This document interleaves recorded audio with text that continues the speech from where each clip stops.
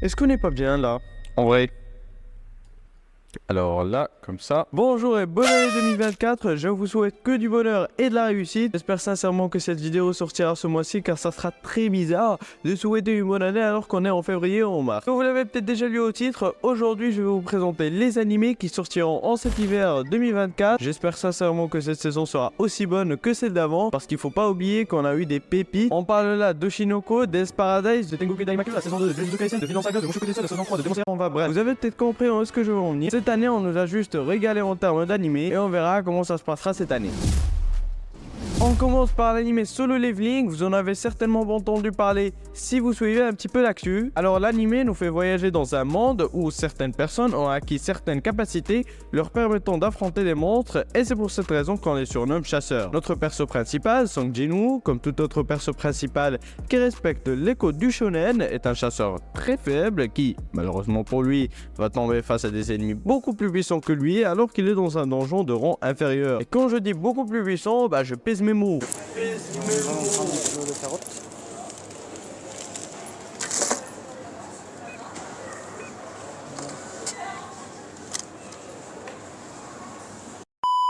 Et une fois réveillé, déjà je vous cache rien en vous disant que ses coéquipiers ont été totalement massacrés sauf quelques-uns dont lui et alors qu'il pensait être mort, il se réveille à l'hôpital avec une étrange capacité, une interface virtuelle qui lui permet de devenir de plus en plus fort. Alors je ne vous spoile pas plus et je vous laisse découvrir par vous-même. Cet animé a pour genre action, aventure, dark fantasy et drame, produit par le studio d'animation A1 Pictures. Les premiers épisodes sont déjà dispo sur Crunchyroll, donc foncez les voir après la vidéo. Cet animé est fait pour ceux et celles qui ne sont pas en couple et qui ne l'ont jamais été. Oui, vous avez bien compris, je parle de moi-même. C'est le pire but contre son camp qui pouvait arriver. Bon, je pense que c'est pas très dur à deviner que c'est un animé romance. On suit le quotidien de Yuki Itose, une étudiante pas comme les autres. Bon, moi je vais pas faire de détour comme le font certains. Elle est tout simplement sourde. Et si vous connaissez le fameux film Silent Voice, en vrai c'est le même style. Je sais pas, mais quand je commence à lire des articles, je ne comprends que dalle entre ceux qui utilisent des métaphores et ceux qui jouent avec les mots.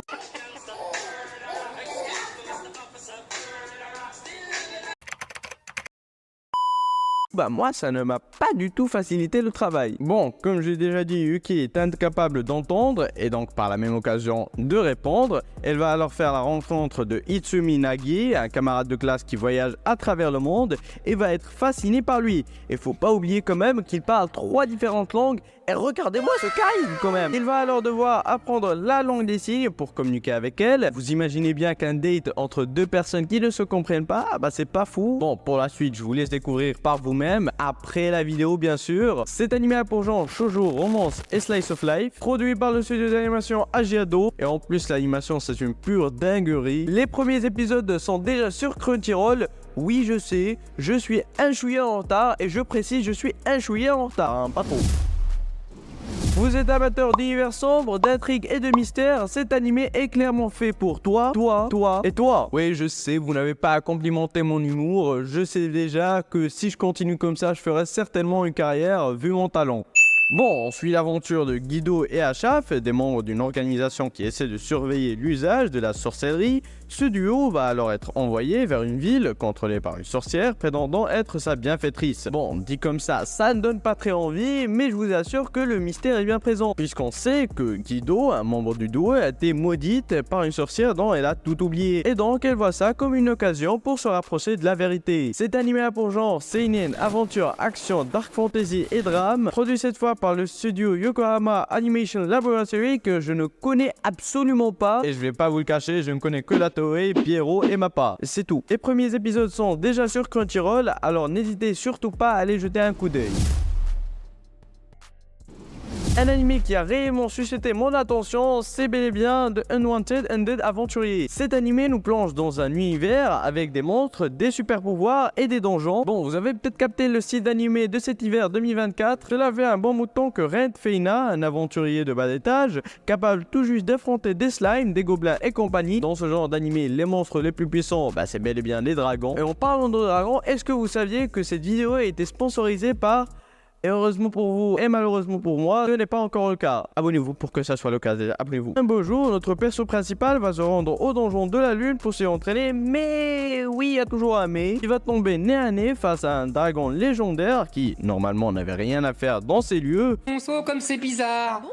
Oh alors. Il va alors être dévoré par ce dragon et fin d'histoire. Faut vraiment que j'arrête avec ça. Peu de temps après, Ren se réveille et découvre qu'il s'est transformé en une sorte de démon squelette. Il va réussir finalement à bénéficier de l'évolution substantielle, une compétence normalement réservée aux monstres. Il décide alors de tout faire pour redevenir humain. Cet anime a pour genre seinen, aventure, action, fantasy, mystère et surnaturel. Il a pour studio d'animation le studio Connect et en vrai l'animation elle n'est vraiment pas à plaindre. Les premiers épisodes sont déjà sur Crunchyroll donc ne ratez surtout pas cette occasion. Cet animé a vraiment piqué mon attention, d'une part car l'histoire a l'air vraiment incroyable et d'autre part car l'histoire a l'air vraiment incroyable. On nous emmène dans un monde divisé en deux factions qui s'affrontent sans arrêt, les humains et les monstres, autrement appelés Katawara. Bien qu'elle soit elle-même membre des Katawara, notre perso principal, Tama, en réalité une regarde âgée de plus de 200 ans. 200 ans!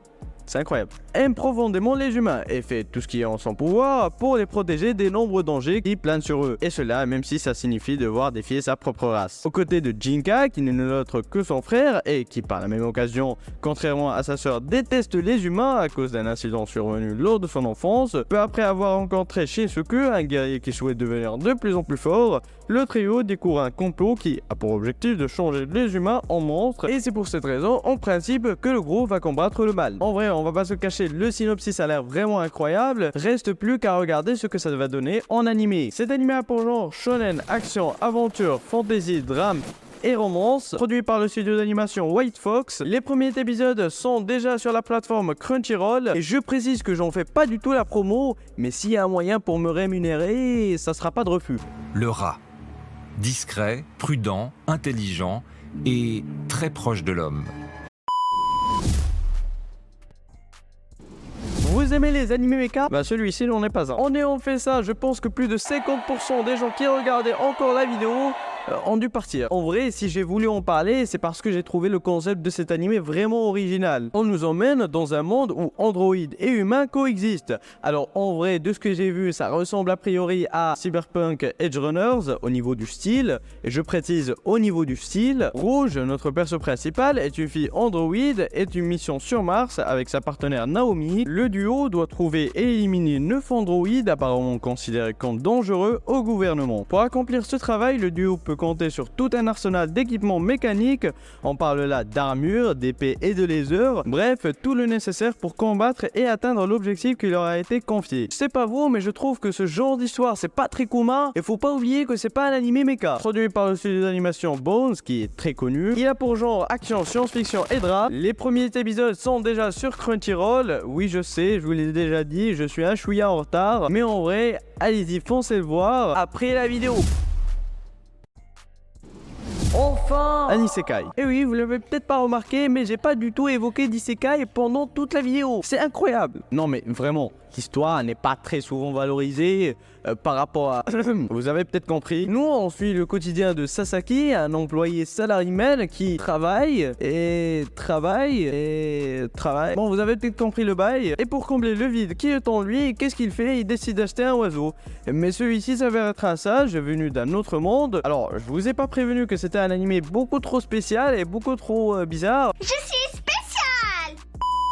Mais voilà, ce qui est dit. Et en plus d'être un sage, Pips, l'oiseau, a aussi conféré à notre perso principal la capacité de se rendre dans un autre monde. Sasaki trouve cela comme une occasion pour vivre une vie tranquille, mais ce qu'il ne sait pas, c'est qu'il y a des gens qui semblent s'intéresser à lui. Bon, je vais pas nier que cet animé ne sort pas du lot, mais bon, on verra ce que ça va donner. Cet animé a pour genre isekai, shonen, slice of life, fantasy et comédie, produit par le studio d'animation Silverlink, et en vrai l'animation elle a l'air, ça va, hein, en vrai elle a l'air bien. Les premiers épisodes sont certainement déjà sur Crunchyroll et en vrai pourquoi pas essayer de regarder. Et voilà, c'est une fin de vidéo. Je vois déjà des gens qui râlent et qui disent mais pourquoi t'as pas parlé de tel animé, Bon, je vous ai vraiment présenté les animés qui pour moi valaient le coup d'être regardés et je vous ai pas présenté la blinde d'isekai qui a été présentée en cet hiver 2024. Alors tout ça, ça va être livré entre 10h30 et 17h.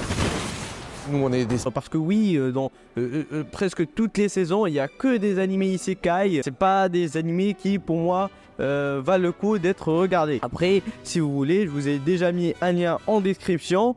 Donc voilà, n'hésitez pas à checker. Donc, je vous ai présenté déjà des animés que moi, par exemple, je pourrais regarder et que j'ai déjà commencé. Voilà, j'ai déjà commencé à regarder des petits épisodes de par-ci par-là. J'espère sincèrement que la vidéo vous aura plu et que vous avez passé un bon moment en ma compagnie. Si c'est le cas, n'hésitez pas à liker la vidéo, à la partager avec vos proches, vos amis, votre famille. Et sur ce, qu'est-ce que je vous dis? Je vous dis ciao!